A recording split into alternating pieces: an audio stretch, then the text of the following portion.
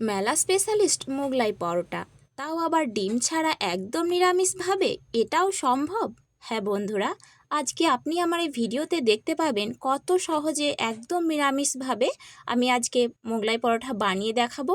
এই মোগলাই পরোটাটা হবে একদম ক্রিস্পি আর অনেক বেশি মুখরোচক, বানানো একদমই সহজ। তো বন্ধুরা, ভিডিওটা কিন্তু পুরোটা দেখবেন, ভালো লাগলে অবশ্যই একটা লাইক আর সাবস্ক্রাইব করে দেবেন। তো প্রথমে এই রেসিপির জন্য আমি এক বাটি আটা নিচ্ছি। আপনি চাইলে আটার পরিবর্তে কিন্তু ময়দাও ব্যবহার করতে পারেন। তো এখানে একটু লবণ আর 2 চামচ সাদা তেল দিয়ে প্রথমে একটু ময়ান দিয়ে নিচ্ছি। পরোটা বানানোর সময় এভাবে আটা বা ময়দার মধ্যে যদি একটু ময়ান দিয়ে নেওয়া হয় তাহলে পরোটাগুলো অনেক বেশি ক্রিস্পি হয়। তো ময়ান দেওয়া হয়ে গেছে। এরপর আমি একটু একটু করে জল দিয়ে একটা ডো রেডি করে নেব। আর আমরা নর্মাল যেভাবে পরোটা বানাই সেভাবে ডোটা রেডি করে নিয়েছি। আর দেখুন, এটা একটু শক্ত করে রেডি করেছি, খুব বেশি নরম করা যাবে না। দেখুন, আঙুল দিয়ে দেখিয়ে দিচ্ছি কেমন নরম করেছি। তো এরপর এটাকে আমি রেস্টে রাখবো। তো তার আগে একটু তেল লাগিয়ে দিচ্ছি ওপরে। এরপর আমি 15 মিনিটের জন্য এটাকে রেস্টে রেখে দিচ্ছি। তো ততক্ষণে আমি পুর বানিয়ে নেব। তো তার জন্য এরকম একটা মোটা সাইজের আলু নিয়েছি, খোসা ছাড়িয়ে। এরকম একটা মিহি গ্রেটার দিয়ে প্রথমে আলুগুলো গ্রেট করে নিচ্ছি। দেখুন, এরকম মিহি করে সমস্ত আলুগুলো আমি গ্রেট করে নেব। চেষ্টা করবেন এরকম মিহি গ্রেটার দিয়ে গ্রেট করা। তো সমস্ত আলু গ্রেট করা হয়ে গেছে। এরপর আমি জলে দিয়ে দিচ্ছি। এভাবে আলুগুলো দেওয়ার পরে জলে 2-3 বার জলটা আমি পাল্টে নেব, দিয়ে আলুর যেই ময়লাটা আছে সেটা খুব ভালো করে বের করে নেব। এরপর পরিষ্কার জল থেকে আলুগুলোকে একদম শুকনো করে জলটা চিপে বের করে নিয়েছি। এরপর এটাকে সাইডে রেখে দিলাম। এরপর আমি কয়েকটা রুটি বেলে নেব। তার জন্য একবার খুব ভালো করে ময়দাটা আমি মথে নিচ্ছি যাতে আরও একটু মসৃণ হয়ে যায়। তো 1 মিনিট খুব ভালো করে ময়দাটা মথে নেওয়ার পরে এরকম লম্বা করে নিয়েছি।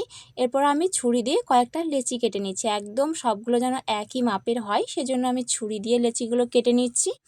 তো এখানে আমার সমস্ত লেচি কাটা হয়ে গেছে। এরপর আমি একটা এর মধ্যে থেকে নেব আর বাকিগুলো একটা সুতির কাপড়ে ঢেকে রেখে দেব যাতে ওপরটা শুকিয়ে না যায়। তো প্রথমে আমি একটা লেচি নিয়ে এভাবে গোল করে একটু চ্যাপ্টা করে নিলাম, ওপর থেকে একটু তেল দিচ্ছি। এগুলো আমি আজকে তেলেই বেলবো, কোনো রকম আটা বা ময়দা ব্যবহার করছি না। তো এইভাবে আমি চেপে চেপে বেলে নিচ্ছি। আমরা যেভাবে লুচি বা পরোটায় বেলি ঠিক সেভাবে এগুলো করে নিতে হবে। একটু ওপর নিচ প্রেস করে করে বেলে নেবেন, রুটির মতো ঘুরিয়ে ঘুরিয়ে বেলতে যাবেন না। আর এইভাবে লম্বা করে আমি সমস্ত রুটিগুলো প্রথমে তৈরি করে নেব। যেহেতু আলুর মধ্যে লবণ দিলে খুব সহজেই জল বেরিয়ে আসে, তাই আগে পুরটা রেডি না করে প্রথমে এক এক করে সমস্ত রুটিগুলো বানিয়ে নেব। এরপর পুরটা রেডি করে নেব। তো তার জন্য কিছু কাঁচা লঙ্কা কুচি দিয়ে দিচ্ছি। এরপর স্বাদ মতো লবণ দিয়ে দিলাম। এরপর দিচ্ছি 1/2 চামচ জিরের গুঁড়ো। আর এরপর এখানে দিচ্ছি 1/2 চামচ মিক্স মশলা। আপনি চাইলে এখানে যে কোনো ম্যাজিক মশলা বা যে কোনো চাট মশলাও দিতে পারেন। তারপর একটু শুকনো লঙ্কার গুঁড়ো দিয়ে খুব ভালো করে কিন্তু আলুটাকে মাখিয়ে নিচ্ছি। এভাবে হাত দিয়ে কচলে কচলে মাখিয়ে নিতে হবে যাতে মশলাগুলো আলুর ভেতরে খুব সহজেই ঢুকে যায়। তো রেডি হয়ে গেছে পুরটা। এরপর আমি একটা রুটি নিয়ে এর উপরে কাঁচা আলুর যেই পুরটা রেডি করেছি সেটা এভাবে চারকোনা করে একটু ছড়িয়ে দিলাম, দিয়ে এক সাইড আমি এভাবে ফোল্ড করে দেব। এইদিকে এই যে সাইডটা আছে এভাবে প্রথমে একটু ফোল্ড করে দেবো। তারপর আর একটা সাইডে আমি এভাবে জল লাগিয়ে নিচ্ছি যাতে খুব সহজে পুরটা বেরিয়ে না আসে। তো জল লাগিয়ে দেওয়ার পরে আমি এই সাইডটাও আমি এর ওপরে এভাবে চাপিয়ে দিলাম। তারপর আর যেই 2 সাইড আছে আমি এই 2 সাইডে খুব ভালো করে জল লাগিয়ে 2 দিক এভাবে মুড়ে দিচ্ছি। এগুলো কিন্তু খুব সাবধানে করতে হবে। তেলে দেওয়ার সময় যদি খুলে যায় তাহলে একদম শেপ ভালো থাকবে না, সমস্ত পুর বেরিয়ে আসবে। তো একটা হয়ে গেছে, যেদিকে জয়েন্ট আছে সেইটা আমি তেলের মধ্যে, এই দিকটা আমি তেলের মধ্যে দেবো আর ওপরটা তেলের ওপরে থাকবে। তো একটা কড়াই আমি আগে থেকেই তেলটা গরম করে নিয়েছি হালকা করে, দিয়ে হালকা আছে আমি এর মধ্যে দিয়ে দিয়েছি। দেখুন, দেওয়ার সাথে সাথে কিন্তু হালকা একটু ফুলতে লেগেছে। এভাবে আমি একটু উল্টে দিচ্ছি। দেখুন, ওপরটা একদম মসৃণ হয়ে আছে।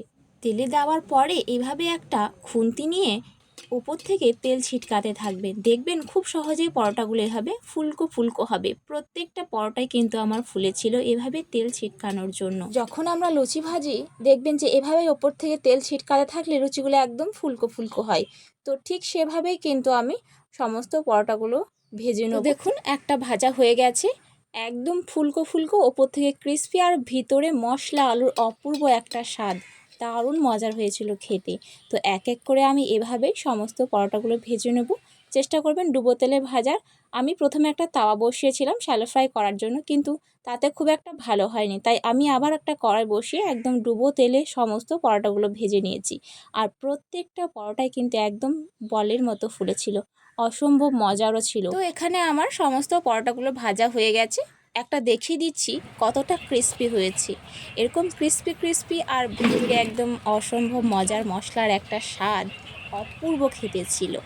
দেখুন ভেতরে কতটা করে পুর আছে। অনেকেই আছেন যারা নিরামিষ দিনে বুঝে উঠতে পারেন না নাস্তার মধ্যে কি বানিয়ে খাবেন, তাই নিরামিষ দিনে এরকম একটা রেসিপি অবশ্যই বানিয়ে দেখবেন।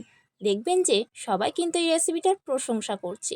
তো বন্ধুরা, ভিডিওটা কিন্তু শেষ পর্যন্ত দেখার জন্য আপনাদের অনেক অনেক ধন্যবাদ। দেখা হচ্ছে এরকমই কোনো একটা রেসিপিতে। আল্লাহ হাফেজ।